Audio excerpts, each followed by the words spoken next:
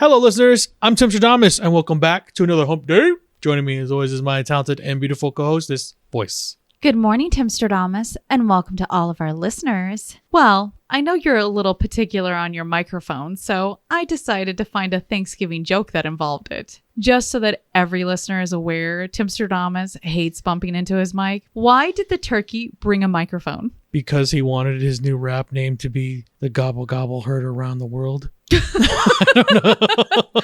It's because he was ready to roast. Oh, clever. Yeah, it was between that and another joke about a turkey and a centipede. Do you want to hear that one? Yeah. What do you get when you cross a turkey with a centipede? A turkey-pede. A turkey-pede? Right? It works. It's drumsticks for everyone. Oh, that's gross. Isn't that gross? Oh my Ew. goodness. I still had to somehow flip this in there. So I, bring a little gross, I guess, with some Thanksgiving as well. So we're saying like a centipede has turkey legs, like as he's walking around. Yeah. Yeah. Well, for new listeners out there, I will give you a quick rundown of what we do here on this channel. Voyse scours Reddit for stories that are interesting, funny, and dramatic, and we give our viewpoints on them. And we look forward to hearing yours as well. Yes. Well, normally this would be Hydration Wednesday, but we're moving our Mystery Drinks Friday to Wednesday. Go ahead and pick up that delicious drink. And It's see-through. It is see-through. It's a little carbonated. I see that. It could be 7-Up. It could be a seltzer drink. Or it could be something special. It smells fruity. Oh, yeah. Okay, so that tastes like my favorite drink on earth, which is Sprite, but it's mixed with something. What is it? It is the Winter Spiced Cranberry. This thing is crazy good. I love Sprite, and the fact that it's cranberry? It's cranberry. Sprite! This is so good. I'd pour it all over you and lick every last drop off. Ooh, we can do that later. We've got company. Well, while you enjoy your delicious spiced cranberry Sprite, why don't we go ahead and delve into these stories?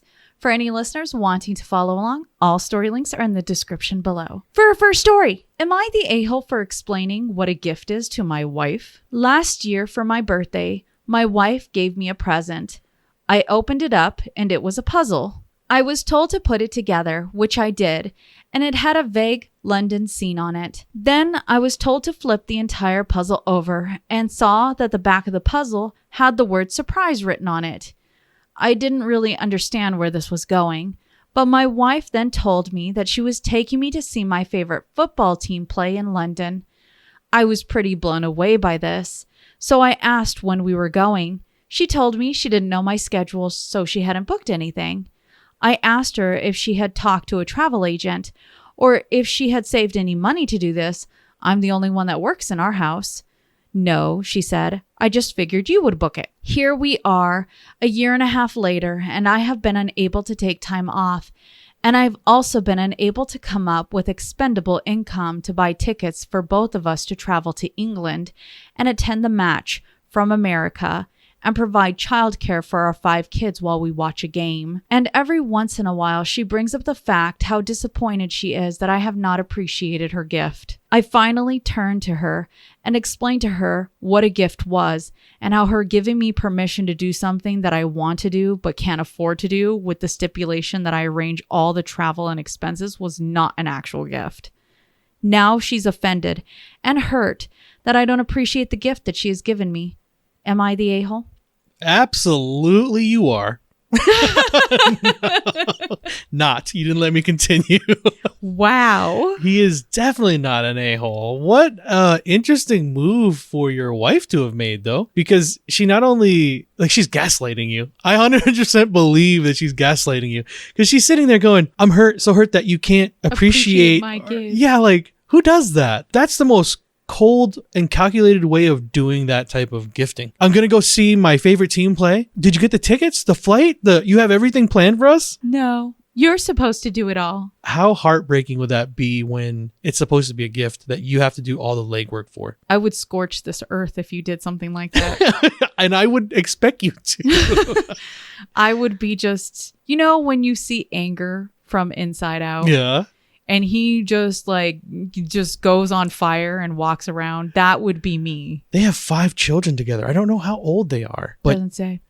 To be that into a relationship and not have the type of communication you need to be gift giving on that level is heartbreaking. I know you and I are at the stage in our relationship where, yeah, we do give gifts, but I think for the most part, you and I are more into doing traveling or events, sharing the moments together more than we are buying big gifts for each other. If we need something, we'd like something, we talk about it, we look at the budget, and then we go get it. Although Voyse is the better gift giver. That's right.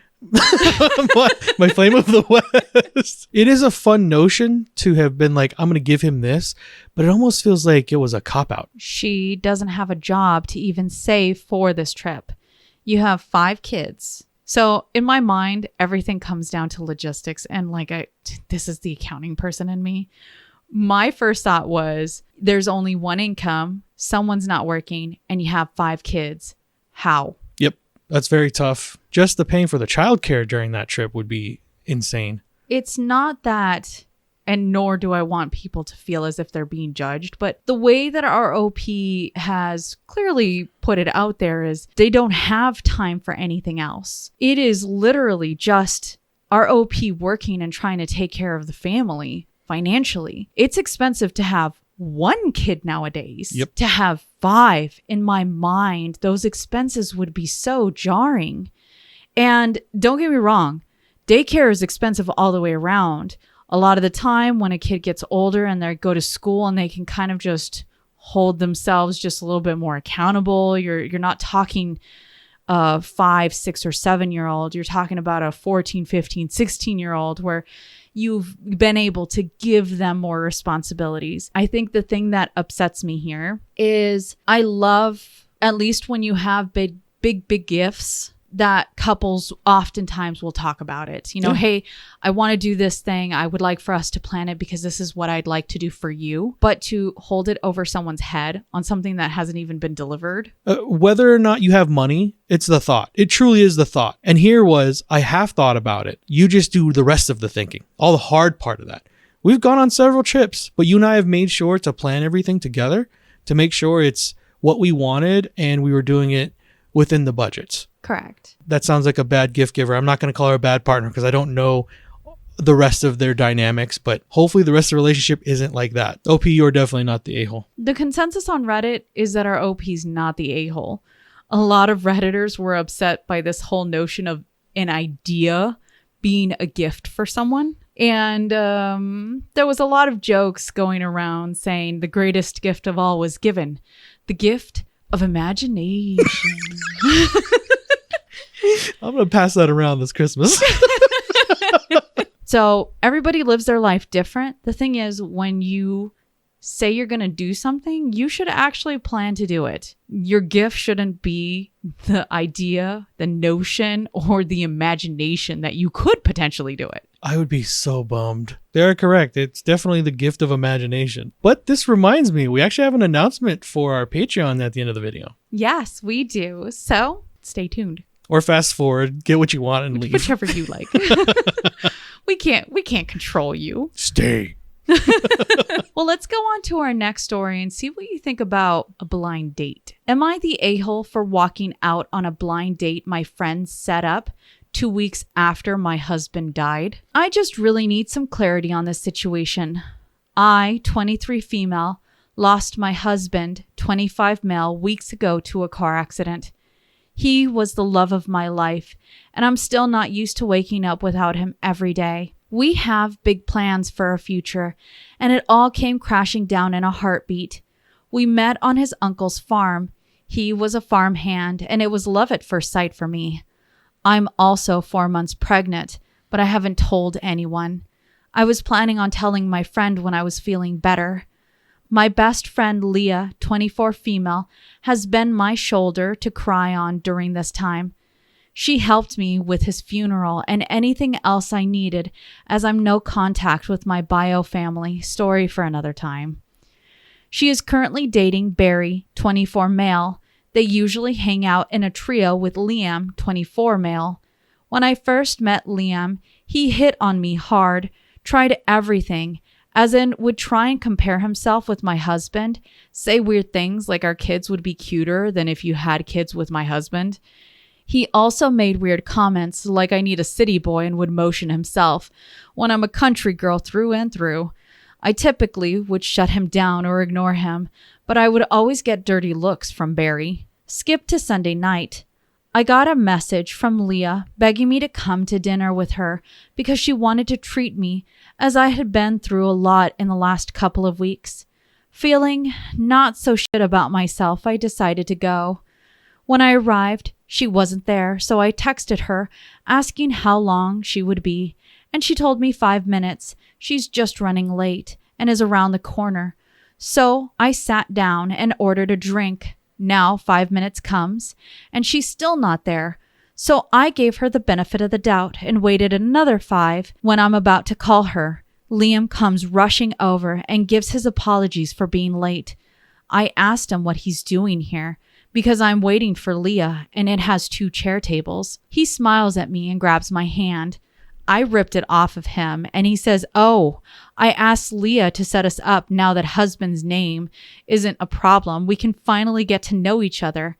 He looked so cringy, and I'm telling you, I was floored. I stood up and I told him that I wasn't interested and I certainly don't give a flying fuck about getting to know him and that I just lost my husband. Without a word of a lie, this man stands up and said, "I know you're being overly emotional right now, so I'll forgive you for that. Sit down with me. I'm not saying we have to have sex straight away or anything." I was disgusted. I shoved past him and went home as fast as I could. When I did get home, Leah messaged me, "So how was dinner?" with a smirky emoji. I called her, and when she answered, I didn't let her get a word in. I yelled at her, asked her how she has the audacity to do something like this weeks after I just lost my husband, when shoe's been on the other foot to hold me together. This whole time, I asked her what fucking game was she playing, and that the only reason I wanted to meet tonight with her was to tell her I'm pregnant. I just hung up on her and texted her I need time and don't want to be contacted by her for the time being. Last night, Barry came to my house and asked to talk. I said no, and that if he didn't leave, I'd call the police. He told me that I broke Leah's heart and that I'm deeply hurt Liam, when now is an even better time to get to know Liam because he could raise my child with me. I opened my door, which Barry took as I wanted to talk. Instead, I hit him with my shoes and chased him to his car, screaming. I'm actually embarrassed I did that. All day today, I'm being flooded with messages from friends and the trio themselves shaming me for pushing the people who care about me the most away, and that they don't even recognize the person I've become. The only thing that hurts me most is that my husband would know what to do. He would tell me how to fix it, and now I have no one who I can talk to. I'm just so numb inside. I have a therapy appointment tomorrow, but I'm thinking of calling my husband's mom, even though we've barely spoken since the funeral. Any advice is appreciated. Please exclude any typos. I'm just so exhausted. Edit. I made a new account for this post as some friends have my main, and I'd rather have some time to grasp this whole thing before I answer anyone personally. Thank you. What a spicy, sad meatball this story is. We're dealing with a very young lady. She's 23? Correct. And her husband just died 2 weeks prior to this story. Correct. He was 25. And then she's 4 months pregnant. Life dealt you a pretty rough hand. You have terrible friends that are not only pushing some narrative in their heads of some grandeur relationship that you clearly did not want. And if they were good friends, you would feel that at the table and all the times that this guy has scummily hit on you. See, this is the issue here. She says that he's met, what's his name? Liam? Correct. Met him before. She was still with her husband because he was alive at that point, but he was hitting on her. True friends don't let that situation happen in a room when they know you're taken. He was hitting on her and still knew about her husband and would make weird comments. Those aren't friends. That's not a good group of people to be with. And yes, while Leah may have helped you through the, I think she said with the funeral and those type of things and been your rock to lean on, there was obviously a hidden motive behind all of that as well. He can probably help raise your unborn child with you. How disgusting is that to have said to another human being 2 weeks after their husband had passed? Like, this is the best it's going to get. So take it. Gross. You're better off not having them in your life, OP. I'm happy that you're going to go seek some outside help. And yes, even though you haven't had a lot of communication with your husband's mom, because she still is your family, lean on her. That's a better place to start than going back to those 3 rats. Our OP hasn't said anything bad about the mother-in-law, so... That'd be a good place to start. And definitely go through with what you were talking about when it concerns therapy. You're going to need it. You're very young. It doesn't sound like there's a whole lot of people around you that are looking out for your best interest, only what they want in life out of you, which is gross. So OP, in my opinion, no, you're not the a-hole. Protect your mental health and get rid of those terrible friends. The consensus on Reddit is our OP is not the a-hole. Redditors said that they know many people who need lots of time to grieve the loss of someone special to them. Some people never get into a relationship again or take a long time to even feel comfortable going out dating. In the end, Redditors were saying that these people were not OP's friends. Kick them to the curb. And if you don't have a bad relationship with the mother-in-law or any of your in-laws, reach out to them for the help that you need. Now, we do have an update from our OP. Oh, please be good. So let me go ahead and read that now. Hello all, and thank you. I just wanted to start off with I called my mother-in-law Lois. After making the post, I thought that I needed to tell her about the baby because just like some of you said, Hey. She is overjoyed about the news. I know it's a serious story. I'm so sorry. I was like, what? She didn't answer my call, but instead drove straight over to my house. I honestly didn't know what to say to her, but we just hugged and cried all night. I didn't have the best delivery about how I am pregnant, probably due to all the crying, but she just lit up and was so happy. It's the first time I've seen her be this happy in all the time I've known her. So at least I have some support. My father-in-law came over when he finished work after mother-in-law told him he needed to come to my house, and he was too overjoyed about becoming a pop. Lois offered to have the baby and I move in, and I agreed. She said I can sleep in my husband's old room, which was a little bittersweet. When I told her what was going on with Leah, Liam, and Barry, she was furious and told me not to worry about it because they, mother-in-law and father-in-law, have my back. After a lot of even more crying, father-in-law told me that my husband would be so happy to have this baby, grow up on a farm like my husband did. Overall, our conversations last night was something I needed. Now, I'm just going to answer some comments. 1, no, this isn't fake, and if you choose to believe that, then that's fine. But don't be dragging my husband when you don't even know him. Liam didn't kill my husband. It was a car accident, and my husband died on impact. Nothing crazy went on. It's just awful, but it is as simple as that. 2, Leah was my friend for a long time. She was genuinely there for me when I went no contact with my parents, and I thought she was a decent friend. Now, knowing the truth, there is many things I can think of that she did that are red flags. Personally, I think I ignored them because I had never been close to anyone like that other than my husband. 3, Liam is a loser. And from my chat with Barry, I learned that he's always had feelings for me and he's never given up because apparently he's my type. He isn't and never will be. 4, yes, I ordered a drink. I didn't think I needed to disclose that I ordered a lemonade. It was simply a soda, nothing wild. I know I'm pregnant and I never do anything silly. 5, I'm not magically pregnant. My husband and I both wanted children young and were trying for about a year. We just didn't disclose that we were trying because my husband and I thinks it's weird telling people, oh, we're having sex an extra amount. I don't know, but my husband and I are very private people and kept a lot of it that way. And as for the trio, I've blocked them. None of my family are reaching out because they simply don't know me anymore. The only friends who are reaching out are mutuals of either Leah, Barry, and one of Liam's other friends. I was confused on if I was an a-hole because I just left Liam standing there and yelled at Leah. I was so upset. I was confused on the entire thing. But thank you all, and I will update on what happens because I know Liam will not give up until he's in jail. I seriously hope it doesn't come to that, but the fact he drove past my house twice is uneasy. So I'm hopeful the move to my husband's parents' farm will have my baby and myself on a better path. Well, it sounds like their family is country strong, and they'll give that kid good roots, and they'll give ROP a good place to start building her life up again. I agree. If anything, okay. So I just have to comment on a few things. When people say they order drinks, in my mind, I never automatically assume it's alcoholic. It sounds like a bunch of people were trying to poke holes in all of the problems that were going on. Yeah, I feel like for me, there's a lot happening in the story. And while I guess you can say everything is ranked up because, man, it sounds like at least 3 people here are crazy.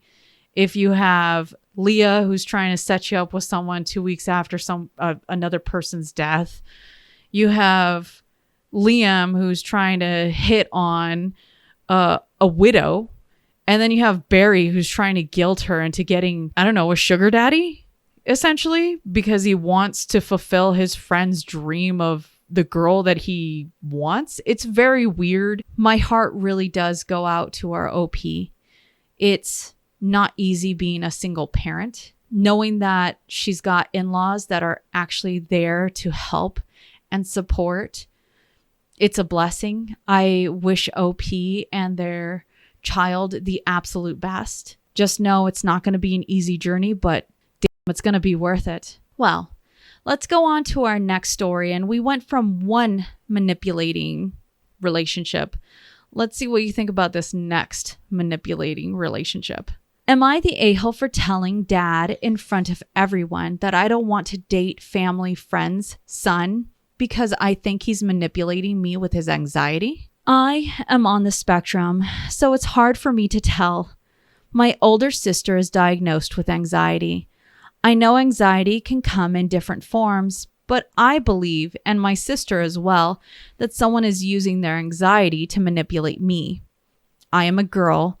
Guy named Trey is the son of dad's friend. Sometimes he'd come around and we became friends. Then he asked me out and we dated for a month. We go to the same school. This is the first year we had classes together. He makes it well known that he has anxiety to me and everyone around us. We have 4 classes together. In 2, we sit at the same table. Here's the issue. I suspect that Trey is faking his anxiety or using it as a manipulation. In the 2 classes where we sit close, he always suddenly starts breathing really heavily and working up a worried expression, burying his face in his hands and shaky breath. It lasts for like 20 seconds, then repeats about 20 minutes later. I know to be polite and ask if he's okay, but it just feels very off. From knowing my sister, she seems genuinely scared of panic attacks. Trey doesn't seem scared. He just seems calmer immediately after someone gives him empathy. Sometimes I even see a smirk, or he'll suddenly go into an anxiety attack, saying it feels like the world is caving in over and over, and then run over to an adjacent table to put his head on their desks and get their sympathy. Kind of distracting in my opinion, but he doesn't leave until someone asks him if he's all right. It just is kind of off, like usually in anxiety attacks, you'd be just trying to get through it. So I'd find it hard to immediately think about running to adjacent tables and making it known.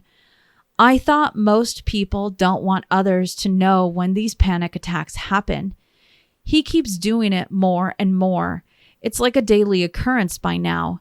He only started after we began dating. In the 2 classes, we aren't sitting close. He will never have a single anxiety attack. He'll be loudly talking to his friends. It just is kind of off because his behavior isn't ever consistent. Anyways, he doesn't do this anxiety stuff in front of dad or when we are all together. Guy seems charismatic elsewise, kind and polite. But yeah, after a month, I felt like he was fishing for attention and sympathy from others, so I broke up with him, Politely, of course. I just made some excuse that I wasn't ready. Needed time to phrase it correctly to Dad, so I kept the news to myself. Well, our families had dinner together last weekend, and in front of everyone, Trey asked me why I broke up with him. Huge shock for everyone. He started accusing me of seeing someone else as the reason, since I was giving him less attention at school, and I didn't handle this very well.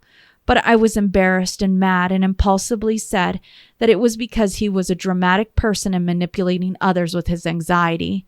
Dead silence. Awkward drive home. Dad is mad at me.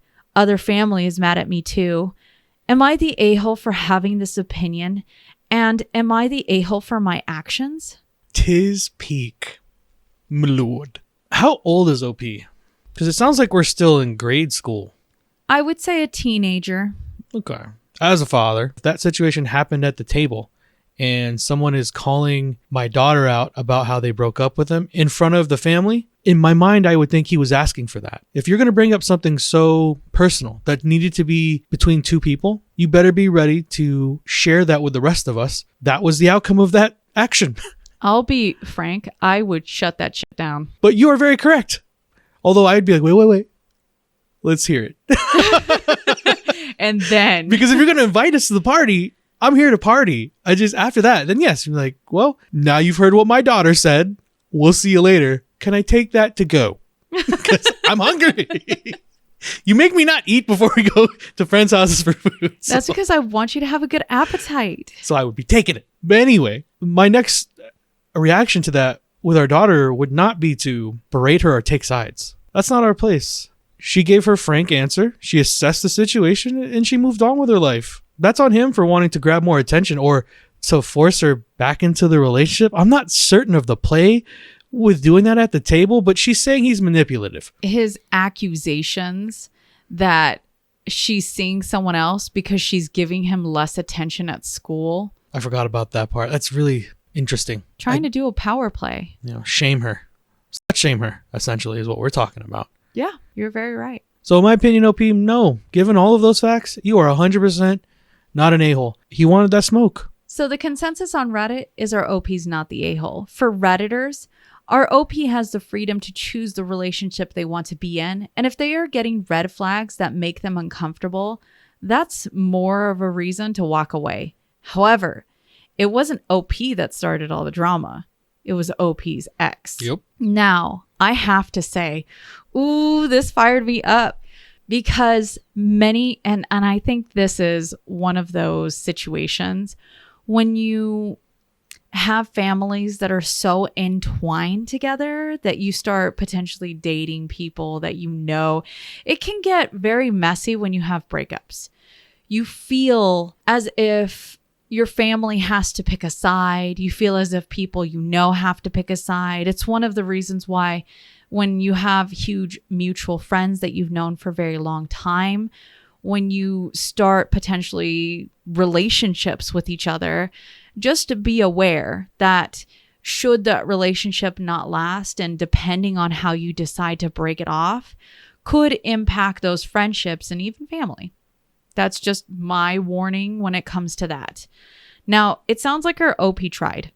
And regardless of whether our OP's ex does or does not have anxiety, something about them makes them feel uncomfortable. If your gut instinct is telling you that something is wrong and it doesn't feel right, they should never, ever feel guilted into being in a relationship that they do not want to be in. 100%. Period. Whether he does truly have anxiety, whether he doesn't, that is for us to decide, not to judge and treat them badly, which our OP did not. Our OP said that they were still trying to figure out how they even wanted to tell their dad about the breakup. So they were trying to be mindful. OP's ex, as you can say, wanted to start the smoke. And once he got called out for his shenanigans, man, don't start it. Good for her for having the presence of mind in that situation to not be so... Because in those type of moments, I understand from a kid's perspective, you're trying to keep everyone happy, right? There's this big pressure on your chest to be like, how do I make sure that I know my dad really likes this kid, right? There's a lot of social implications within this dynamic that they've painted. And for her to sit there and go, I'm just going to say it how it was, and fully, not like halvesies, fully say what she needed to say, you can't really fight that. The only bad part here is like the parents are now upset with her. Correct. Well, our OP gave us a little edit in her post. So let me go ahead and read that now. Our OP said, wow, this blew up a lot more than I expected. Thanks for all the support. I talked to my dad about it this morning and he's on my side now. I think I can understand why he was mad at me at first, since I had never mentioned Trey's anxiety thing before, and my sister has anxiety, which makes him a little sensitive to that topic, especially if I'm accusing someone of faking. I'm just grateful for the help, and I appreciate it from every one of you. I get that as a parent, if you have a child that's dealing with something that can be mentally debilitating, such as anxiety. I've experienced a handful of panic attacks myself, and I can't tell you how jarring it is when something is so out of your control and your feelings, it just starts ramping up to hear the calming words of someone around you and understand that they're trying to help you plant your feet on the ground again, but you just cannot find that footing. It really is jarring. I know one of the things that I struggled with when it came to experiencing those feelings and the symptoms was my struggle to just let you know when it was starting to happen. Because if you know what's happening, you could potentially help me. Oh yeah, we had a situation years ago, back when Papa Damas and Mama Voyse were going to mosh pits. Yeah. It hadn't happened very often, but we were at a concert in the pit and it started filling up, and Voyse was always told me throughout our years together, but I hadn't seen it up till then. Because I always avoid it. Large crowds really will start a panic attack. So the first time that it had happened, I remember you whispering to me and saying, I'm starting a panic attack. I need to get out of here. And I remember just going, oh, because they had just started like the band that we were there for finally started their set. And we had been there for a while, and the band we were there for was about to go. And I'm like, oh, well, I grabbed you. And then I started shoving my way out of the pit. So it depends on the triggers. And I think this will probably help a lot of individuals understand your triggers. For me, and one of the things that I've been able to help myself throughout the years is when it comes to crowds, as long as nobody's touching me, I'm fine.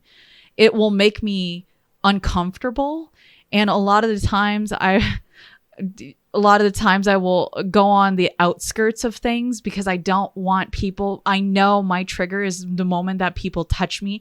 I'll start feeling as if walls are closing around me and it's no longer in my control. I get such irrational thoughts like, who are these people? Are they going to hurt me? Is something going to happen? And I know those thoughts shouldn't exist, but then you start feeling everything constrict. I avoid it. And I am very lucky that I have the presence of mind that when I have someone that I can truly trust around me, which before you, Timstradamus, was my father. As long as I have someone around me that will help steady me, and then on top of that, to be aware that my trigger is really when people do bump in or touch me, that is my bad point. Understanding that was going to cause the anxiety panic attacks, I think is so important. When you have individuals like Trey, who apparently he has it out of nowhere and it's situational to certain moments, it can really feel as if somebody is just playing on your feelings. And as a person who's looking in, who doesn't understand what's going on, who isn't explained a situation, who has other people around that doesn't seem to happen with, you start to really question, well, am I just being heartless? Or am I being used? I think at the end, you kind of quantified it the best you could. We're not talking about whether or not he has a disability or not. We're talking about the fact that she said she was uncomfortable with that relationship and how she observes him in life. And that's good enough. And that should be always good enough as an answer. I agree. And I'm so glad that her father has taken that moment to understand that whatever it is that broke up the relationship doesn't have anything to do with him, and that he just needs to support that she no longer wants to be with this boy. He's still learning. We all have to as we raise kids. As I said, I know it's hard for a parent when you have a very sensitive topic when your child deals with these problems. Sometimes, though, it's better when they're going through stuff and you're trying to figure out your emotions, just to be quiet for a little bit. Have some self-reflection. I agree. And by the way, Voyse spider monkeyed onto my back, and then I plowed my way through, baby. It was a mosh pit. It's supposed to be that way. You were my Edward Cullen. It was no, that's not what. No, we don't glitter. Well, I think this is probably a really good transition to our next story. Let's see what you think about this last glittering story of the day. Today, I fucked up. Gave my boyfriend a back rub in the dark. This is a small today I fucked up, but a fuck up nonetheless. I'm in a situationship with my on-again, off-again boyfriend. This time around, we decided to take things slow and be friends. As it turns out, we are best friends and get along great. Yesterday, after work, he came by to take care of me because I wasn't feeling well. He made me dinner and we laid in bed watching TV. I finally started to feel better and asked if he wanted a back rub as a reward for doting on me the last few days. He enthusiastically agreed. I just treated myself to a new lotion from Bath and Body Works, so I grabbed the bottles and had him smell them to pick his favorite. It was dark. The only light was the TV. I slathered him with a thick lotion because it smelled so good. Gave him an amazing back rub and we both fell asleep. This morning at 6 a.m., he woke up realizing he fell asleep at my place and was late for work. Not wanting to wake me up, he threw on clothes in the dark and left. A side note is he is a foreman for a large tree company. He works with a bunch of dudes and they are all manly and will tease each other endlessly. When I finally woke up, I was confused because it looked like my hands were covered in gold sparkly paint. I finally figured out that for some reason the lotion had thick gold glitter in it. I texted him to alert him that he was covered in very noticeable glitter, but I was too late. The boys have already noticed. It's 2 hours into his workday and the teasing has only just begun. He messaged me back that this probably makes us official as the crew will never let him live this down, and I've officially marked my territory. The too long don't read gave my situationship a back rub in the dark, not realizing the new lotion I used has lots of glitter in it. He woke up late, threw on clothes, and went to work covered in very noticeable gold glitter. Apparently, glotion equals glitter lotion.